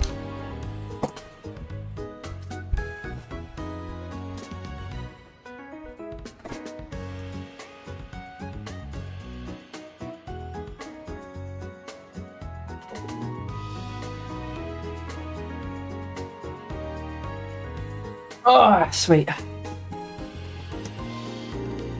It's so bad. I had my window open. It's so hot, man, in the UK, man. That like even with the window open and it's night time. Pardon me. It just suddenly dawned on me. It's like, oh, do I have my window open? I don't know what you're talking about. Oh, it was so cute. I'm sure we still have a picture of it. I don't know if I read that line before I closed the window, but I'll just assume that I did. Kaori shakes her head. Mom? No. I'm sure of it. Oh, where did I put that album? That's really not necessary. We don't have to. Aha! Her mother holds up a photo album which was buried under a stack of books and magazines. Here it is. Oh, sweetie, come here. Let me show you just how cute our little girl was. She gestures for me to come over. Kaori's eyes widen. Mom! No! Put that away! Her mother giggles. Oh, calm down, Kaori. Look how cute you were. Kaori makes a move to grab the photo album, but her mother dances around her. She beams and hands it over to me. I flip it open, revealing several pictures of Kaori when she was younger. A particular picture catches my eye. Kaori had to be around 5 years old. She was in a bright pink tutu and her hair was brushed back in a bun. Wait a minute, you danced ballet? Kaori's cheeks dust with a blush and she puts her hands on her hips. So, what of it? You were a ballerina? Oh, yes, and she was great at it. If you call accidentally high-kicking the other kids great. That sounds more like the Kaori I know. She was only 4. She grew out of that, I think. Kaori glowers at her sister, but Ayame merely smiles back. Flip to the next page. A young Kaori with high pigtails and a frilly princess dress hosts a tea party with a stuffed teddy bear and unicorn in attendance. In the next picture, she hugs a Portian doll with bouncy curls and glass eyes. Finally, I find a picture of a rock star Kaori. She wears her signature high ponytail and shows off her pink jacket with stars and teddy bears. You are adorable. Well, this explains all the pink.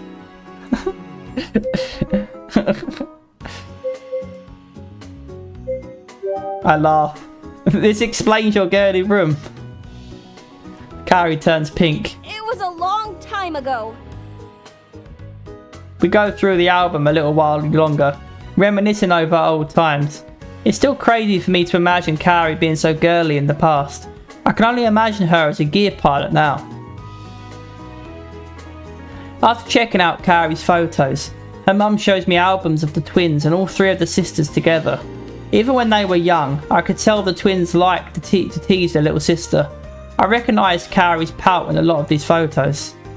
But there were even more photos of the 3 girls smiling and having fun. I can really tell how much her family loves each other and it warms my heart. Afterwards, we clean up. Then we take a nap to recharge. We did get up very early to open presents. When we wake up, Kaori's dad greets us. What are you two going to do for the evening? I'm not sure. Oh, if you guys want to get out of here for a while, you can borrow my car. The park is open on Christmas since they have some winter activities going on. That might be fun. Right, Kaori? Kaori lights up. Oh, that's a good idea. Sounds good to me. Great, we're going to do that. Come on. We put on our jackets and hats. Then we make our way out to the car.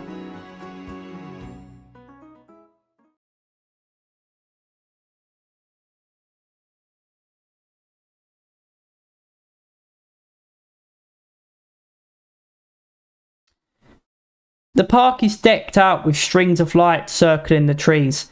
There's a small stall selling hot cake, tea, and warm treats. But what really catches my eye is a massive skating rink set up in the centre of the park. Is this what Naomi meant when she set up winter activities? Kaori leads us straight towards it. Okay. Well, that's that.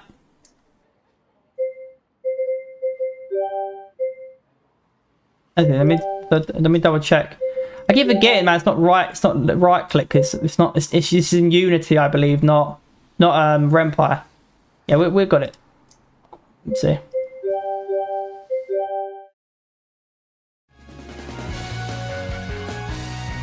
Alright. What was the thumbnail I got before? No, I don't think that's a good enough thumbnail. It's too generic and doesn't signal like what point the game we're in. I might change that.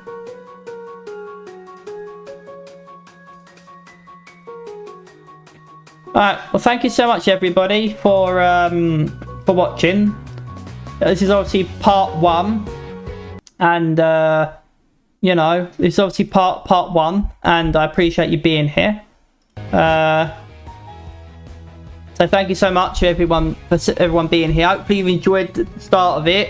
I'm sorry at the start I had to do some audio adjustments and stuff, you know, to get it good. But obviously, I don't know what happened. When I had it -10, I played Ace Academy. It was completely fine. But however the audio works in Kaori After Story, I've obviously had to like completely like take that off. So I have to remember to put it to -10 when I play Cloudpunk. And just remember that when I play Kaori After Story, and probably Ethereal Enigma as well, that I'll have to like put the sound to game sound to neutral decibels, like 0 decibels, so it's not like reducing it in any way. I just have to remember to do that because I've maxed out the volume and it's, you know, I put it to -50 now so you can hear me over the music, but on my menu music. But like obviously I have to put it to like max volume, and you know I still have to have it not minused in any way for you to be able to hear the game. But yeah, so I apologise for all the audio problems at the start. But thank you so much for watching, everybody. I'm not sure if that was quite 10-15 minutes extra, but hopefully it's long enough. And it's 2+ hours of stream. You know, the 20-25 minutes of me up, you know, talking about what, you know, how I'm going to handle the stream and what platform stream I'm going forward and what live streams I'm going to be doing. But you know, yeah. But hopefully you've enjoyed watching this stream, the introduction to Kaori After Story. Obviously, you know, I'll try to do this a couple times a week since the only stream I'm doing going forward until I bring the fighting stream back is this and Cloudpunk. So, you know, until I find another game to replace Cloudpunk, or I decide to stream another game as well, the 2 games going forward will be Kaori After Story and Cloudpunk. And like I said, maybe obviously I'll look to bring the fighting stream back at some point, and the 2 platforms going forward that I'm streaming on is YouTube and Twitch.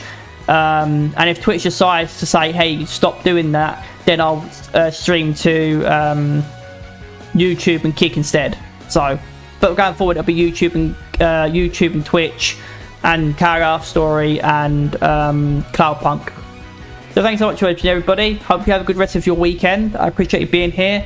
Hopefully I've been a source of your entertainment to any extent, whether that's, you know, first, second, third, audio only, just background noise. Now, if I've been a source of entertainment or distraction for you to extent, I appreciate you being here. Thank you so much. Have a good rest of your weekend. I'll see you possibly tomorrow for more Kaori After Story, but if I don't stream tomorrow, then I would say Monday or Tuesday for more Kaori After Story. Anyway, thanks so much for watching, everybody. Have a good rest of your weekend. Again, thank you to Astra Cat for the sub, and thank you to Antonio for the sub as well. I won't say your full name because I feel like I've messed it up, so hopefully Antonio is okay. But yeah, thank you to Astra Cat and for the sub, Antonio for the sub as well. take care, everyone. Have a good rest of your weekend. I'll see you guys potentially tomorrow, but if not tomorrow, Monday or Tuesday, I would say, in the evening time, UK time. Yeah, so have a good rest of your weekend. Subscribe, and I'll see you guys later. Bye.